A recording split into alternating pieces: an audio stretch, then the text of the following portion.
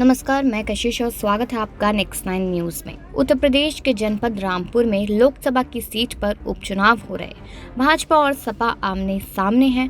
दोनों ही दलों के प्रत्याशियों के साथ उनके सरपरस्त नेता अपनी जीत को लेकर आश्वस्त नजर आ रहे हैं। इन सब के बीच सपा के वरिष्ठ नेता आजम खान 27 महीने की सजा काटने के बाद एक जनसभा में मुखातिब हुए।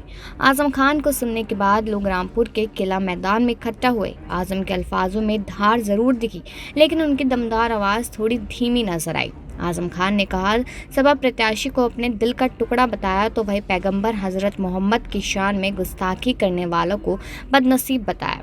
वह नहीं रुके, उन्होंने 27 महीने जेल में बिताने का भी जिक्र किया और बाबरी मस्जिद से लेकर हिंदू देवी देवताओं की इज्जत करने की बात कही।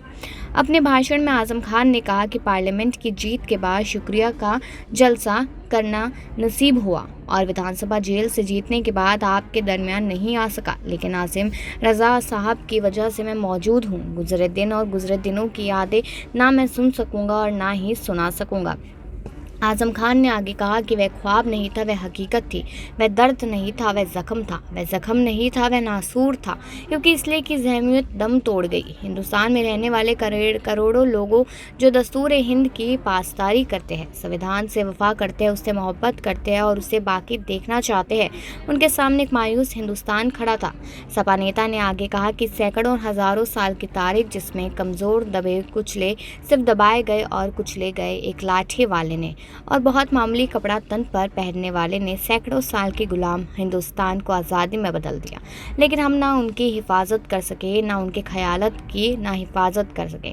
हम अपनी आवाज़ से नारा तो देते थे कि बापू हम शर्मिंदा है, तेरे खातिर जिंदा है, लेकिन तैयारी नहीं की। समझौते हुए हम भी कर सकते थे, आज भी कर सकते हैं।